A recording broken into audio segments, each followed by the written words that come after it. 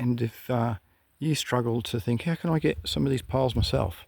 Well, make your own. See those 2 piles in front there? Those are grass clippings.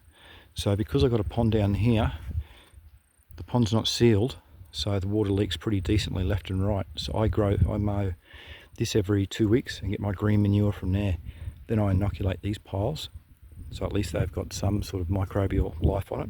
They can start and do their thing. Then when I pull them apart to till through up here, they've got, you'll see the dust will come out. That's the fungal spores. So it's cool. So it means it's biologically active. So you can make your own there. And plus you want a carbon to nitrogen ratio, about 1:24. 24:1 carbon to nitrogen for microbial activity. 1:24 is perfect for them. They say between 20 and 30, but so grass clippings are perfect. They're 25:1.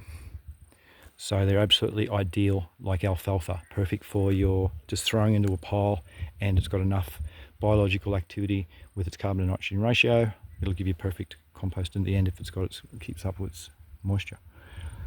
But because it's dry here, I just put most of the things together and moisture. At least I've got organic matter that's inoculated and the spores form now. They might be able to do their thing when I go and put the organic matter through, because this ground is very in poor health. As you can see, it used to be like there.